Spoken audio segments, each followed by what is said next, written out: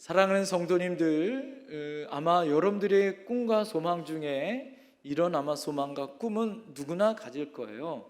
그것은 무엇이냐면 바로 여러분의 자녀손들이 이 땅에서 풍족하고 풍요롭고 또 그것을 마음껏 누리는 삶을 살아 행복한 삶을 사는 것, 여러분 이것이 아마 여러분들에게 가장 바라고 소망하는 꿈일 수도 있을 것입니다.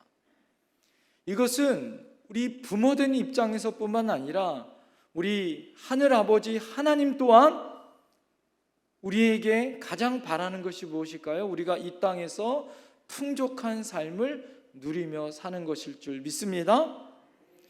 바로 이런 풍족한 삶을 살았던 오늘 한 분을 소개하려고 합니다. 그분이 누굴까요? 바로 사도 바울이라는 분입니다. 사도 바울은 믿음으로 살았고 이분은 수없이 많은 인생의 고난과 어려움 가운데 그 모든 인생의 어려움을 이길 수 있는 인생의 비결을 우리에게 알려주셨고 또 인생을 풍요롭게 살아가는 그런 은혜를 가지고 살았던 분이셨습니다. 특별히 그는 풍성한 삶을 살 수 있는 비결을 오늘 본문에 우리에게 알려주셨죠. 오늘 여러분 그 유명한 말씀이 오늘 13절 말씀이에요. 한국교회에 있는 모든 성도들이 참 좋아하는 말씀이죠. 오늘 13절 말씀이 무슨 말씀입니까? 내게 능력 주시는 자 안에서 내가 어떻게 한다고요? 모든 것을 할 수 있느니라. 할렐루야. 많은 한국교회 성도들이 암송하고 좋아하는 말씀이에요. 그런데 첫 번 말씀보다 뒤에 여러분 내가 모든 것을 할 수 있다. 여기에 있는 이 모든 것 안에 자신의 소망과 꿈과 비전을 거기다가 담죠. 그래서 여러분 이 모든 것을 할 수 있다라는 그 소망을 가지고 이 말씀을 암송하고 좋아합니다.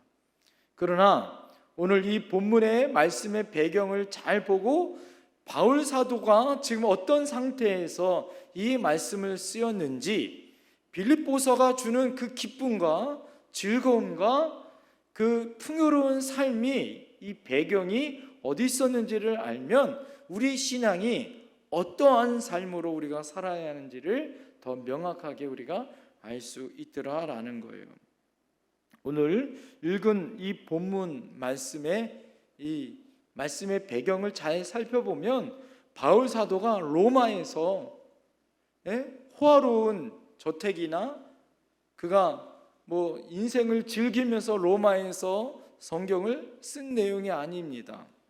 그가 그토록 원했던 로마에 갔지만 이 빌립보서를 로마에서 그가 썼지만 그는 이 빌립보서를 언제 쓰냐면 바로 로마의 옥에 갇혔을 때 썼더라라는 거예요. 여러분 말이 되지 않지 않습니까? 지금 사도 바울은 죄수의 몸이에요. 언제 죽을지 모르는 그것도 아주 무거운 죄를 짓고 재판을 받고 있는 상황이었습니다. 배고프고 매맞고 언제 죽을지 모르는 로마 저 지하 감옥에서 갇혀 있는 그런 큰 어려움 가운데 바로 오늘 내가 모든 것을 할 수 있다.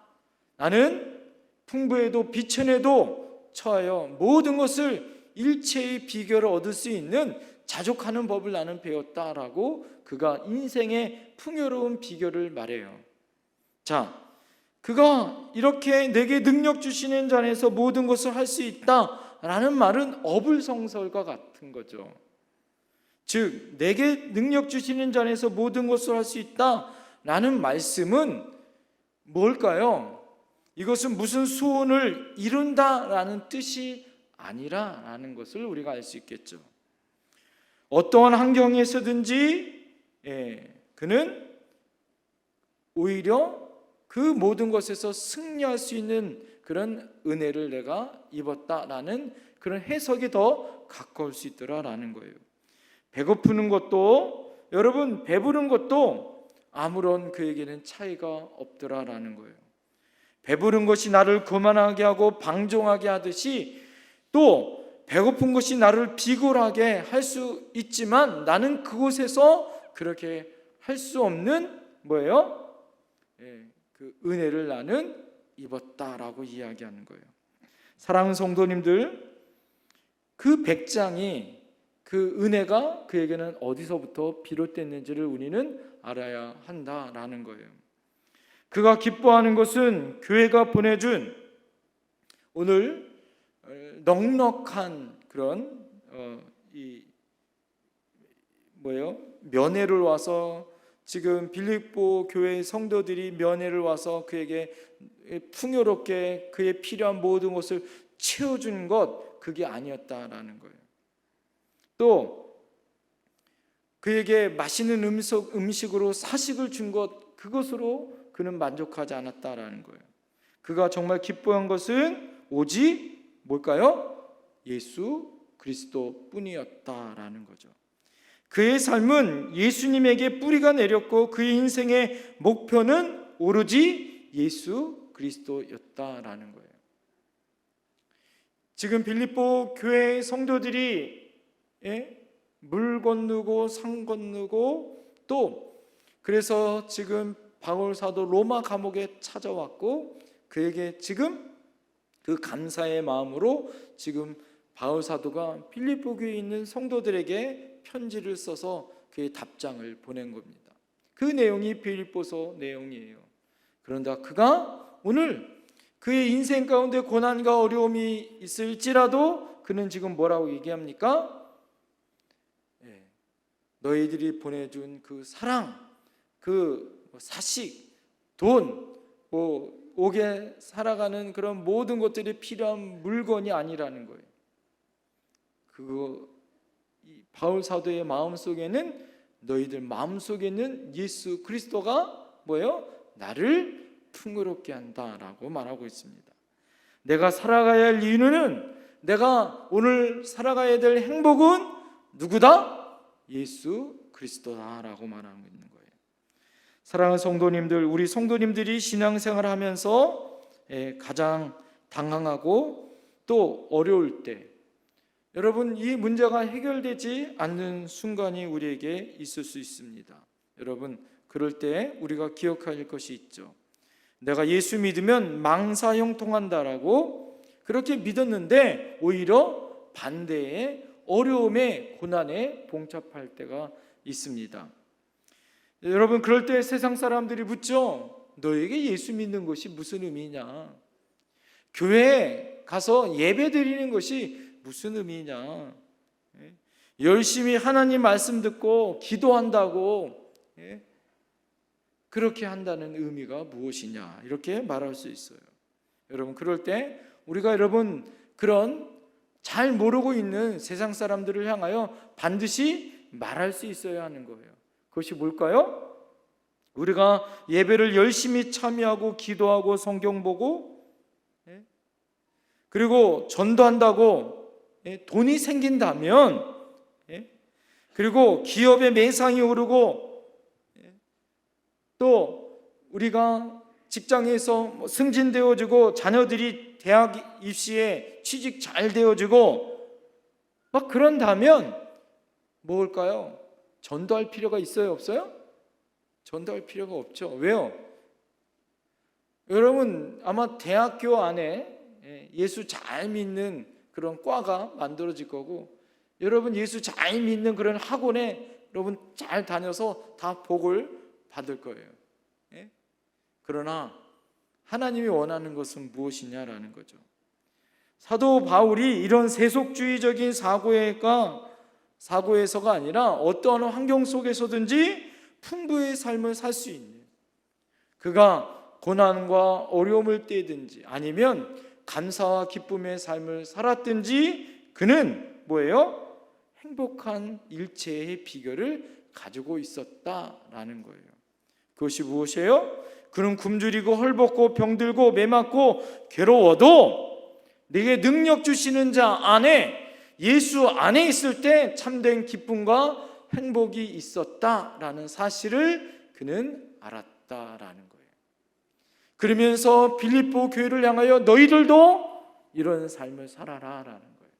그래서 나는 감옥에 있지만 나는 모든 것을 할 수 있다. 왜? 누가 함께 하시기 때문에? 예수님이 나와 함께 하시기 때문에 라는 사실을 여러분 알려주고 싶은 거예요. 제가 여러분에게 이것을 설명하기 위해서 그 전에 온도계와 온도 조절계에 대한 비교를 하면서 여러분들에게 설교한 적이 있습니다. 우리 신앙생활 가운데요, 온도계 같은 사람이 있고 온도 조절계 같은 사람이 있다라는 거예요. 이 온도계 같은 사람은 뭘까요? 여러분, 온도계가 보면 어떻습니까? 0도를 기준으로 하고 날씨가 추우면 온도계가 내려가고 날씨가 더우면 온도계가 올라가잖아요. 그죠?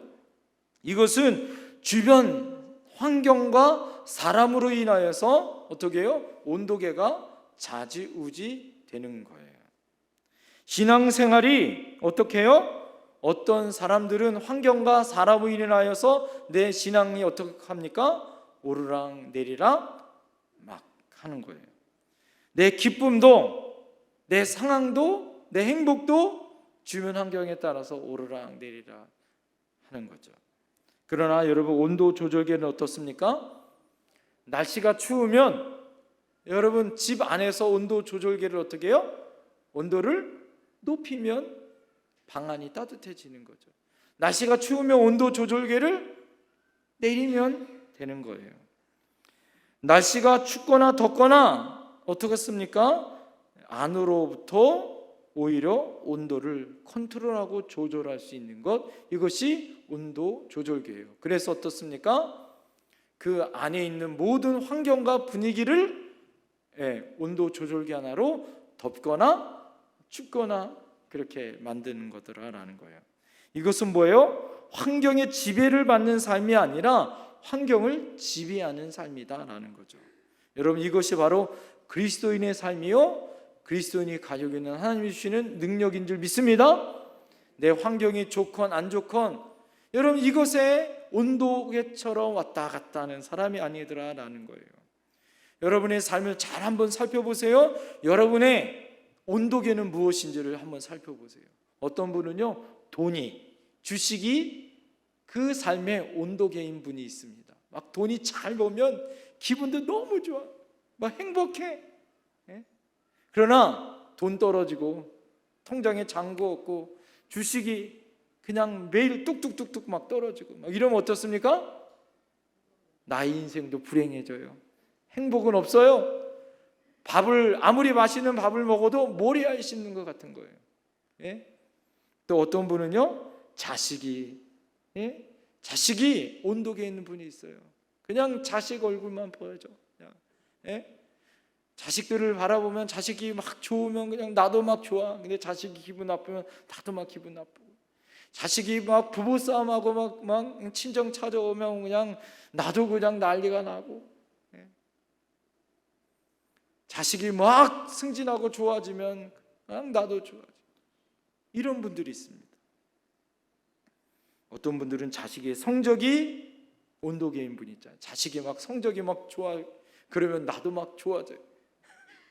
자식이 성적이 뚝 떨어지면 나의 신앙도, 나의 믿음도, 나의 기분도 막 다운되어져요.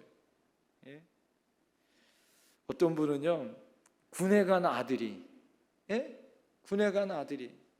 온도계인 분들도 있다고 합니다. 군대 간 아들이 전화 한 통만 하면 그날은 땡큐, 그냥 행복해 그냥. 그런데 그냥 군대 간 아들이 힘들다고 전화 오고 돈 보내달라고 전화 오면 아이고야, 아이고 힘들다 이런 분들 있잖아요. 여러분, 온도계는 내가 어떻게 할 수 없는 영역이에요. 온도계에 집중하며 살면 어떻습니까? 어떤 환경이나 사람 때문에 내가 울기도 하고 웃기도 하고, 그것에 따라서 내 삶이 어떻게 합니까? 롤러코스터처럼 막 이런 삶을 사는 거예요. 그러니까 삶이 망가지는 거죠. 여러분, 우리는 어떤 삶을 살아야 된다고요? 온도계가 아니라 온도 조절계의 삶을 살아야 된다는 거죠. 여러분, 온도 조절계는 이것입니다. 내가 영향을 미칠 수 있는 영역들이에요. 그것이 무엇일까요? 아무리 환경이 어려우면 나는 그때 기도하는 거예요. 할렐루야! 살림이 막다른 골목에 갇혔을 때 내가 할 수 있는 것은 뭐예요? 그때 믿음의 눈을 열고 주님을 바라보고 창조주 하나님을 바라보면서 어떻게 해요? 나의 환경을 다시 뭐예요? 풍요롭고 감사의 인생으로 만들 수 있는 능동적이고 또 긍정적인 삶으로 만드는 거더라라는 거예요. 사람에 의해서 내가 영향을 받는 삶이 아니라 내가 그 사람에게 행복을 나누어 줄 수 있고 기쁨을 줄 수 있고 감사를 줄 수 있는 그러한 뭐예요? 온도 조절계의 삶을 살아야 된다라는 거예요. 중요한 건 뭘까요? 중요한 건 나에게 그 원동력이 되시는 주님이 나와 함께 할 때 내가 그런 은혜가 있게 되더라라는 거죠. 여러분, 여러분의 자신을 보고 나 자신을 바라보면 그렇게 할 수 없더라라는 거죠. 우리는 어떻습니까? 금방 이렇게 에어컨이 있다가 여러분 바깥에만 나와도 더워 죽겠네 그래요. 좋아도 죽겠다 그러고 이래도 죽겠다 그러고 저러도 죽겠다 그럽니다. 이것이 우리들이라는 거죠. 근데 여러분 잘 보세요. 온도계의 영역이 커지면 온도 조절계의 영역은 작아지죠. 그죠? 온도 조절계의 영역이 커지면 온도계의 영역은 작아지더라는 거예요. 환경이 좋다고 행복한 거냐? 사람들이 여러분 잘 보세요. 좋은 집, 환경이 좋은 사람들 걱정 없을 것 같습니까? 아니에요. 걱정이 얼마나 많은지 몰라요. 오히려 좋은 환경에서 조금만 어려움이 와도 불평과 원망이 있습니다. 그렇다고 또 여러분 환경이 나쁘다고 환경이 어렵다고 우리가 다 죽을 수만 있고 또 어렵기만 하느냐? 그렇지 않더라라는 거죠. 그 안에도 하나님이 주시는 뭐가 있을까요? 은혜가 있고 예수 그리스도께서 우리에게 주신 놀라운 감사와 기쁨이 우리에게 있더라라는 거예요. 그러면 여러분 우리가 어떻게 온도 조절계 같은 많은 사람들에게 능력 있고 영향력 있는 삶을 살 수 있는가? 오늘 여러분에게 세 가지를 짧게 말씀드리겠습니다. 첫 번째는 따라합니다. 먼저 하나님으로부터 풍성한 은혜를 받아야 합니다. 여러분 어떻게 우리가 이렇게 은혜와 풍성한 삶을 살 수 있느냐? 먼저 내게 능력 주시는 자가 어떤 분인지 그분으로부터 비롯된다라는 그 사실을 아는 것이 중요한 줄 믿습니다. 먼저 그 은혜를 받아야 할 줄 믿습니다. 베드로가 지친 몸으로 배를 이끌고 와서 밤새도록 고기 한 마리 못 잡고 그물을 씻고 그가 있을 때 어떻습니까? 예수님이 그에게 찾아오시죠. 그리고 그 배 위에서 하나님의 말씀을 먼저 전하십니다. 사랑하는 성도님들, 예수님은 빈 배에 있는 베드로를 향하여 먼저 그 배를 채우신 것이 아니라 말씀으로 그에게 채우시더라. 할렐루야. 그리고 나가 뭐라고 얘기합니까? 깊은 데 가서 그물을 던지라 말합니다. 여러분 하나님의 말씀을 채우신 그 주님이 그의 육적인 그 빈 배에도 그를 채우게 하시는 놀라운 은혜가 있더라라는 거예요. 사랑하는 성도님들, 우리에게 주시는 하나님의 은혜가 먼저예요.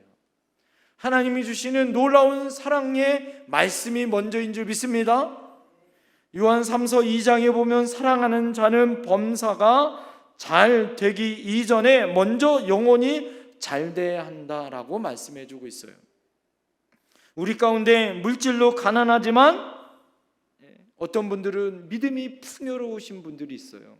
그래서 그의 삶은 참 피폐하고 어렵고 힘든데 오히려 감사해요.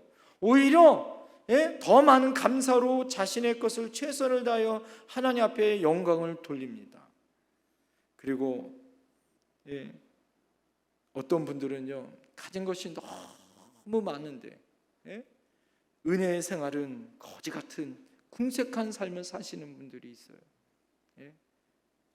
오히려 원망과 불평과 그런 삶을 사시는 분들이 있습니다. 세상적인 욕심은 목까지 차올랐는데 은혜는 안질뱅이처럼 살아가는 분들이 있더라라는 거예요. 여러분, 육신은 어떻겠습니까? 좋은 것, 많은 것, 배불러도 또 먹고 싶은 것이 우리들의 욕심 아닌가요? 그러나 여러분 어떻습니까? 우리 심령이 무너지고 패폐하고 황폐한 것은 모르고 사는 인생이 되더라라는 거예요. 사랑하는 성도님들, 여러분의 지금 신앙생활을 한번 잘 보세요. 여러분은 지금 어디에 초점을 맞추고 있는지, 하나님의 은혜에 초점을 맞추고 있는지, 아니면 세상의 것, 세상의 풍요와 세상의 즐거움에 여러분 초점을 맞추고 있는지요. 시편 106편 15절에 은혜의 삶을 상실한 저주스러운 인생을 이렇게 묘사합니다. 여호와께서 저희의 요구하는 것을 주실지라도 그 영혼을 파리하게 하셨도다. 그가 바라는 돈, 그가 바라는 것은 돈, 뭐 성공 이런 건 줘요. 그러나 그 인생은 파리하게 하신다는. 여러분, 지혜가 무엇일까요? 지혜가 바로 하나님의 은혜를 구하는 거예요. 예수님께서 라오디게아 교회에게 이렇게 말씀하십니다. 내가 말하기를 나는 부자라 풍요하고 부족한 것이 없다나 나 공고한 것과 가련한 것과 가난한 것과 눈먼 것과 벌거벗은 것을 알지 못하도다. 예수님이 라오디게아 교회를 향하여 영적인 가난에 대하여 뭐예요? 책망하고 있습니다. 예수님의 첫 번째 팔복이 뭐예요? 심령이 가난한 자가 복이 있다는 거예요. 여러분, 우리에게 무엇이 가난하냐요? 여러분에게 그 갈급함이 있어야 되는 거죠. 이것이 진짜 복의 우선순위라는 것을 우리는 기억해야 합니다. 신앙인에게 참으로 멋있게 성공하는 목회 잘하는 목사님들, 장로님들, 그분들의 인생 말년에 물어보죠. 어떻게 이렇게 목회를 성공하셨습니까? 장로님들은 어떻게 그렇게 인생을 성공적인 인생을 살았어요? 권사님 자녀손들은 어떻게 그렇게 잘 되고 권사님은 그렇게 은혜의 풍성한 삶을 누리며 살았습니까? 뭐 그렇게 잘 돼요? 물어보면 그분들이 한결같이 하는 말이 다 뭐라고 그래요? 다 하나님의 뭐다? 은혜입니다. 이렇게 이야기하더라라는 거예요. 여러분, 우리가 자격 있어 받은 것이 아니잖아요. 하나님이 찾아오시는 풍요로운 하나님의 은혜로 오늘 우리가 주신, 우리에게 주시는 은혜의 삶을 살 수 있더라라는 거예요. 여러분, 진짜 복은 뭘까요? 그 복을 아는 자, 그 복을 누리는 자가 복인 줄 믿습니다. 하나님 우리에게 은혜 주셨어요. 할렐루야. 우리 옆에 분에게 우리 고백하겠습니다. 하나님은 당신에게 은혜 주셨습니다. 당신은 성공했습니다. 할렐루야. 중요한 건 뭐냐? 그것은 모르는 사람들이 많더라 이거죠. 내 모습, 내 지금 형편만 바라보면 우리는 너무 연약하잖아요. 그러나 바울 사도처럼 일체의 비결을 얻었어요. 왜? 감옥에 있지만 나는 누구와 함께 있어요? 예수님과 함께 있어요. 주님의 은혜 가운데 있어요. 그랬더니 뭐예요? 감사와 기쁨이 넘치는 삶을 사는 거죠. 두 번째는요, 그 풍성한 은혜를 주신 분이 따라합니다. 누구인가를 기억하라. 여러분, 그 풍성한 은혜를 주신 분이 누구인가를 기억하는 것이 중요하더라라는 거예요. 여러분, 은혜는 뭐예요? 누구가 그 은혜를 주는가를 기억하는 것이 은혜인 줄 믿습니다. 삶의 능력이 어디서 오는가? 그 하나님의 은혜에게서 온다는 것을 기억하는 것이 진짜 은혜더라라는 거예요. 여러분, 은혜라는 말과 감사라는 말의 히브리 원어를 바라보면 똑같은 말인 거 아십니까? 여러분, 은혜 받은 사람이 뭐도 해요? 감사도 해요. 감사를 많이 하는 사람은 뭐도 받아요? 은혜도 받아요. 그래서 은혜와 감사의 말은 어원이 같더라라는 거예요. 많은 것을 가지고도 불평하는 삶을 사는 사람이 있고 적은 것을 가지고도요 감사하는 사람이 있더라라는 거예요. 오늘 바울 사도가 11절 뭐라고 고백합니까? 내가 궁핍함으로 말하는 것이 아니니라. 지금 옥에 갇혀 있고 긴 시간 동안 고난과 어려움이 있어 그는 궁핍합니다. 그러나 그가 그 다음 말 뭐라고 얘기해요? 어떠한 형편에 있든지 나는 뭘 배웠다? 자족하기를 배웠노니. 이렇게 고백합니다. 이 말은 그 삶의 처지와 상황 가운데 있을지라도 그는 뭐 했다라는 거예요? 하나님 앞에 감사했다라는 거예요. 이 시간 여러분의 삶에 감사가 충만하십니까? 아니면 불평과 엉망이 충만하십니까? 이제 하나님의 사람이 되었다는 것은요, 감사의 차원이 달라졌다라는 거예요. 세상 사람들이 바라보는 어떤 환경, 어떤 사람, 어떤 것을 비교하면서 얻는 이 감사가 아니야라는 거죠. 그것을 바라보며 속상해하고 부러워하고 나의 불행을 바라보면서 안타까워하는 것, 그게 아니다라는 거예요. 여러분, 우리가 예수님을 믿고 예수님으로 인하여서 그 은혜를 내가 안다면 감사의 차원 또한 여러분 어떻게 해야 됩니까?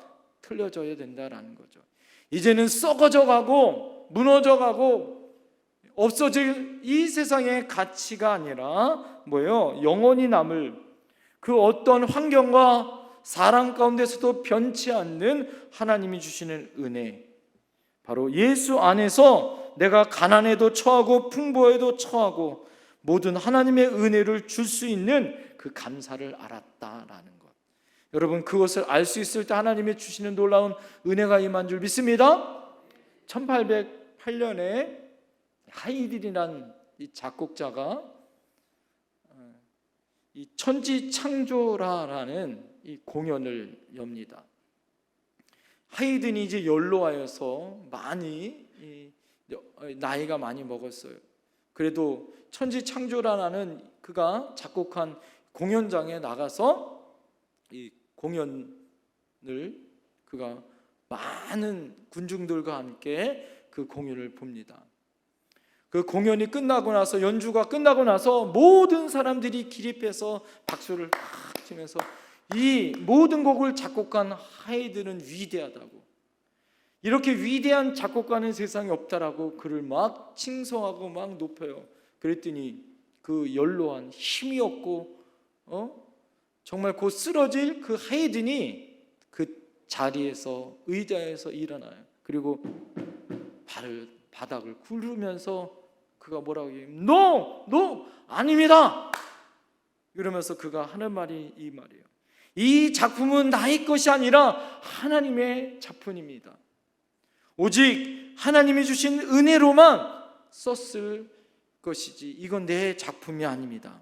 우리 모두 다 하나님께 감사합시다. 하나님께 감사와 영광을 돌립시다. 그러면서 감사의 영광을, 박수를 보내고 자리에 앉으려다가 이 하이든이 기력이 쇠하고 또 이제 연로해서 앉다가 잘못해서 어떻게 했냐면 그가 넘어지면서 머리에 부딪히면서 이것이 마지막 하이든의 유언의 말이 되어졌어요.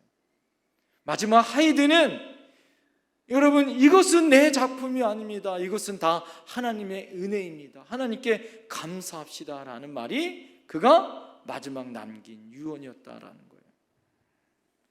사랑하는 성도님들, 우리가 이 세상을 어떻게 살아가야 할까요? 따라합니다. 이것이 하나님의 은혜입니다. 하나님께 감사합시다. 여러분, 그것을 기억하고 살고 그것을 고백하고 살 수 있다면 그것만큼 얼마나 행복한 삶이 어디 있을까요? 마지막 세 번째입니다. 내게 능력 주시는 자, 따라합니다. 그분의 것을 그분께 드릴 수 있어야 합니다.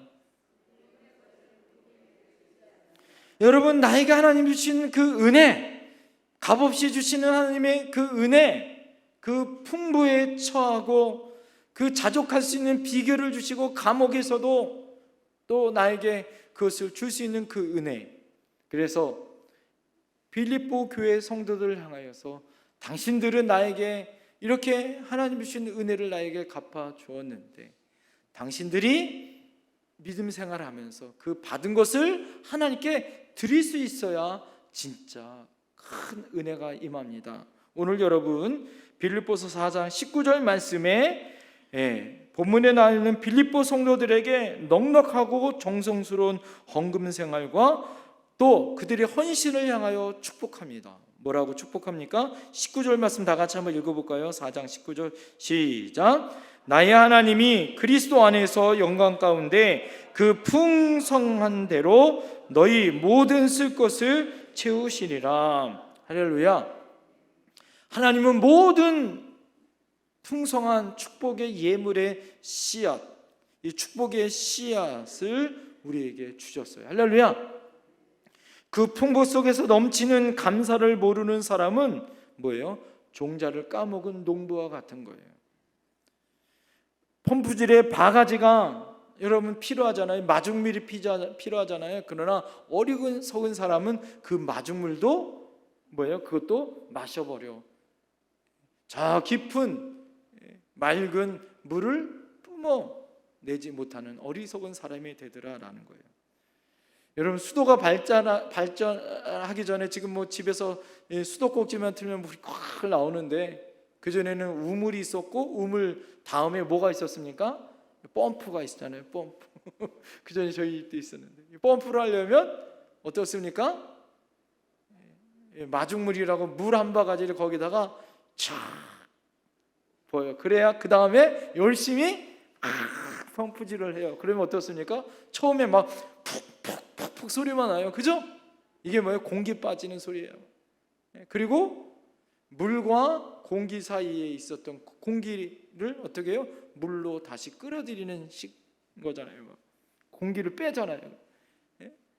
그래서 저 밑에 그 많은 물을 어떻게 합니까? 지상으로 끌어올리는 이 펌프질을 열심히 하잖아요. 여러분 중요한 것이 있죠. 이 펌프질을 할 때 중요한 것이 있어요. 뭐가 필요하죠? 물이 필요한 거죠. 마중물이 필요한 거더라라는 거예요. 지금 여러분 우리가 풍요로운 은혜를 받기 위해서 무엇이 필요할까요? 누군가는 뭐예요? 물을 집어넣어야 하고 그 물이 필요하기도 하고 또 하나는 펌프질의 수고함이 필요하더라라는 거예요. 신령한 펌프가 메말라 있는 은혜의 생수를 우리에게 줄 수 있는 그 모습이 있어야 한다라는 거예요. 하나님께서 부어야 될 감사의 생수를 마시고 또 이 땅 가운데 샘솟듯 하시는 그 시원한 원천의 생수를 마시기 위해서 우리가 어떻게 해야 될까요? 하나님 앞에 기도하며 은혜 가운데 있어야 하는 거예요. 내가 하나님께 드릴 수 있어야 하는 거예요. 헌신할 수 있어야 하는 거예요. 노력해야 한다는 거예요. 바울은 오늘 풍부와 궁핍에도 일체의 비결을 배웠다. 내게 능력 주시는 자 안에서 내가 모든 것을 할 수 있다.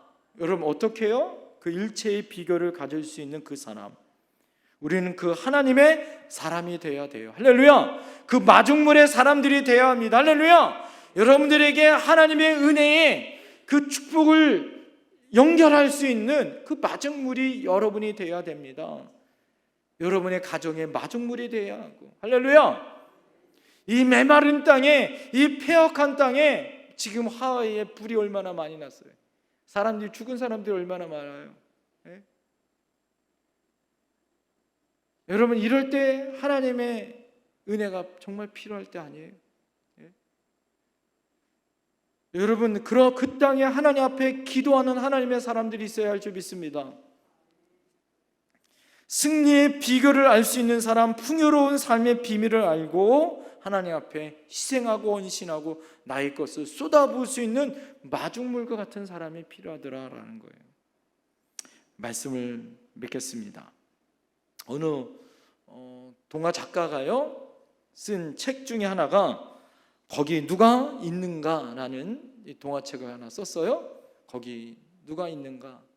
이 책의 내용은 무엇이냐면 어떤 환경이 사람을 지배하는 것이 아니라 어떤 사람이 그곳에 있느냐에 따라서 그 여하에 따라서 그 환경이 달라지더라라는 거예요. 거기 누가 있느냐에 따라서 그 환경이 달라지더라라는 거죠. 누가 그 집에 사느냐에 따라서 여러분 어떻게 해요? 여러분 집 세조 보세요. 어떤 사람은 깨끗하게 집을 쓰는 사람이 있고 어떤 사람은 지저분하고 더럽게 쓰는 사람이 있지 않나요? 어떤 사람이 누가 교회 오느냐에 따라서 그 교회가 영향력 있는 교회가 될 수 있고 초라한 교회가 될 수 있더라라는 거예요. 거기 누가 있느냐에 따라서 말입니다. 강남에 가면 말죽거리라는 거리가 있어요.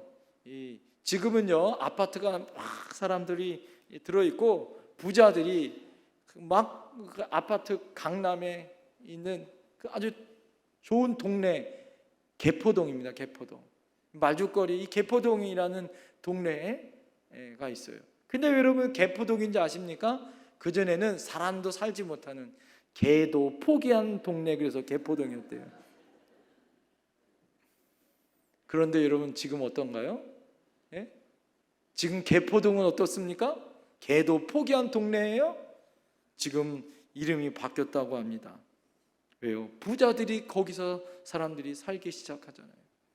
사람들이 돈만 벌면 강남에 살고 싶어요. 그 강남 아파트 한 채면 평생 이 파주 땅에서 먹고 살 수 있어요, 여러분.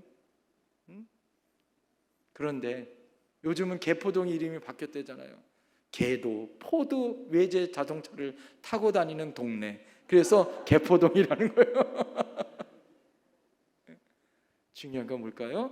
누가 거기에 있느냐에 따라서 내 삶이 틀려지더라라는 거예요. 사랑하는 성도 여러분, 예수님이 여러분 안에 계세요. 믿습니까? 여러분 안에, 여러분의 삶 안에 어떠한 것에 영향력을 미치는 존재가 아니라 그분은 여러분을 온도 조절계로 그 온도계에 영향력을 미치어 여러분의 삶이 풍요롭고 아니면 나락으로 떨어지는 업다운의 삶이 아니라 날마다 하나님이 주시는 은혜의 삶으로 날마다 주시는 그 기쁨의 삶으로 살 수 있는 능력의 삶으로 살 수 있는 힘과 능력의 원천 되어 오실 줄 믿습니다. 그분이 여러분 안에 계세요. 믿습니까? 그분이 우리 안에 능력을 주세요. 우리는 어떻게 살아야 됩니까? 능력 주시는 자 안에서 할 수 있는 은혜와 믿음으로 힘차게 오늘을 여러분 사셔야 할 줄 믿습니다. 기도하겠습니다.